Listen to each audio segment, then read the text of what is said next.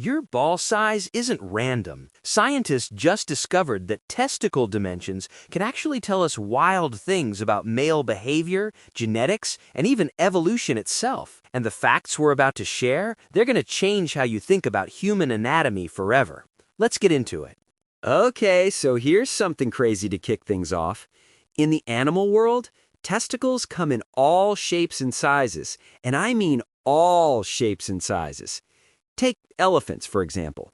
Their testicles are actually hidden deep inside their bodies. Meanwhile, us humans and other primates, we're out here with everything just hanging out there. Vulnerable. Exposed. Thanks, evolution. And get this, dolphins have absolutely enormous testicles. We're talking about 4% of their entire body weight. If human balls were built the same way, you'd be walking around with about 10 pounds of extra weight down there. Can you even imagine? But here's where things get really interesting.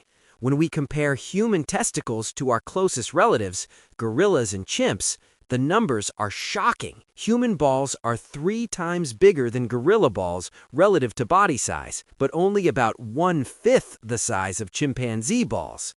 So why the huge difference between species that are so genetically similar to us? The answer comes down to 2 types of sexual selection that totally shape how reproductive organs evolve. Let's talk about what scientists call pre-mating sexual selection. Basically, this is all the stuff that happens before getting busy. It's the show-off phase.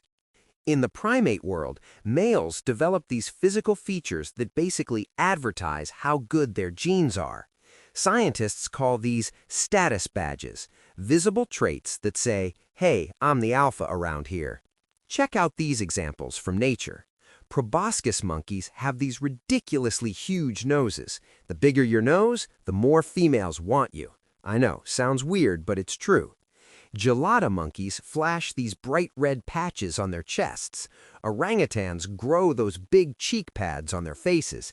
Every single one of these features is basically nature's version of a dating profile pic. And humans? Some researchers think our facial hair might work the same way. This beard right here might actually be telling potential partners something about my genetics.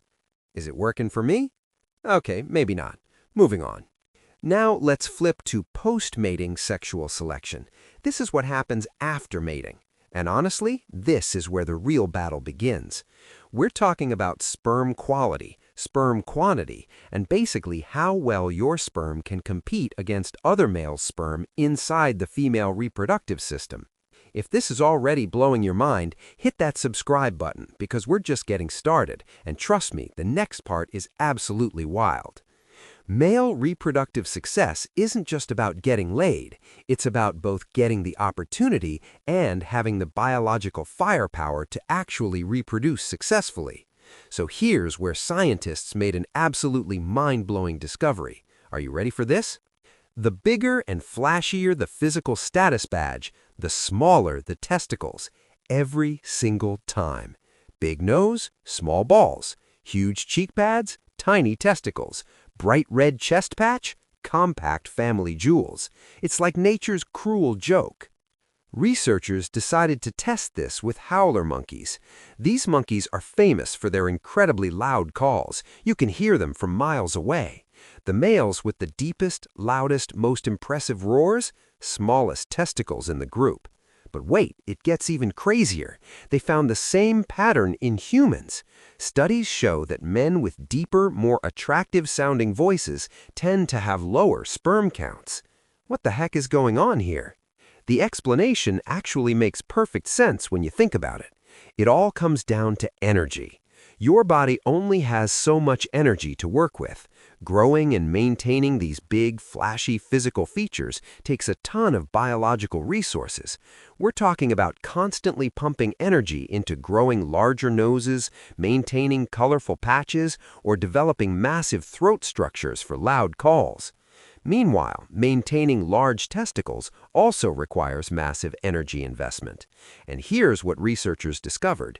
Bigger testicles directly equal more sperm production. It's actually pretty straightforward. Larger testicles have more of the special tissue that makes sperm, called seminiferous tubules. So, evolution forces males to make a choice. If you invest heavily in looking impressive and dominant, you get way more access to females. And if you're getting more mating opportunities, you don't need as much sperm production because there's less competition. Big flashy features equals more sex equals less need for giant balls. The math actually checks out. All right, so how does all this apply to human men? This is where things get really interesting and maybe a little controversial. Could guys with fuller beards actually have smaller testicles? The science isn't totally settled on this yet, but there's definitely some intriguing data out there. Here's something wild that researchers did find. They did a study comparing testicle size to fathering behavior. Men with larger testicles spent way less time doing childcare, less time changing diapers, less time engaging with their families compared to men with smaller testicles. Small balls equals better dads? That's what the data suggests. This actually connects to what we see in other primates. Gorillas and certain monkey species have smaller testicles, and they typically stick with one mate. Meanwhile, species like macaques that have lots of different sexual partners, massive testicles because of all that sperm competition. If you're enjoying these wild facts, do me a favor and smash that like button. It really helps the channel out. So, maybe, and I'm saying maybe because more research is needed, men with larger testicles might be less interested in monogamy, which could explain why they invest less in family life. It's just a theory, but the evolutionary logic actually makes sense. Let's switch gears and talk about something everyone's probably wondered. Why do testicles hang outside the body in the first place? And why are they always moving around? The answer is all about temperature control. Sperm production works best at temperatures about 5 to 6 degrees Fahrenheit below normal body temperature. That's why the scrotum exists. It's basically a built-in cooling system. The skin on your scrotum is super thin to help release heat. Plus, there's this clever setup where arteries and veins run right next to each other, creating a natural heat exchange system that keeps everything at the perfect temperature. When it's cold outside, special muscles called cremaster muscles contract and pull your testicles up close to your body for warmth. When it's hot out, those same muscles relax and let everything hang lower to cool off. And here's the cool part. Each testicle moves independently. They're both constantly adjusting their position to maximize cooling surface area. That's why things always look a little lopsided down there. Your balls are literally managing their own temperature in real time. Here's something else you might have noticed. During sexual arousal, your scrotum tightens up and pulls everything closer to your body. This happens for two really smart reasons. First, it warms up the sperm right before ejaculation, so they're at the optimal temperature for when they enter the warmer environment of the vagina.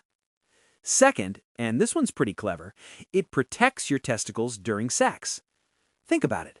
All that movement and thrusting could potentially cause injury if everything was just hanging loose.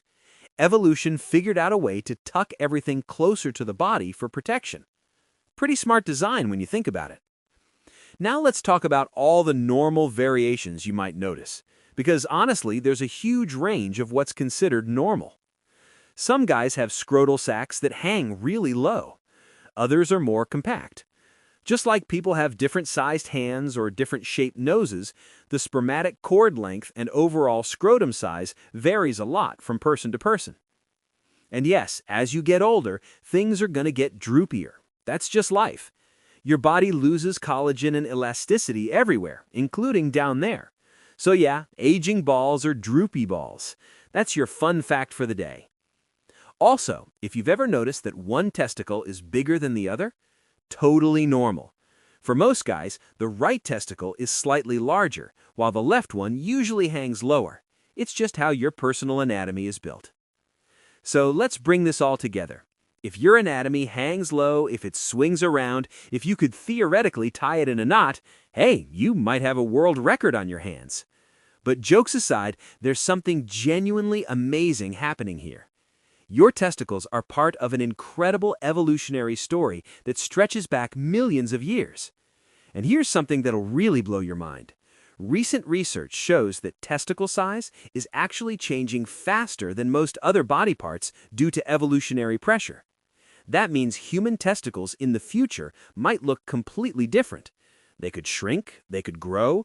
The selective pressures we face as a species will literally shape what our descendants' anatomy looks like. And if you look back at our ancestors, their testicles were all different sizes and shapes throughout human history. You're carrying around an organ that's been constantly evolving and adapting for millions of years. That's pretty incredible when you think about it. Thanks so much for watching this deep dive into the science of testicles. If you learned something new today, drop a comment telling me what fact surprised you the most. Hit that like button, subscribe to the channel for more fascinating biology content, and I'll see you in the next video. Stay curious, everyone. Peace out.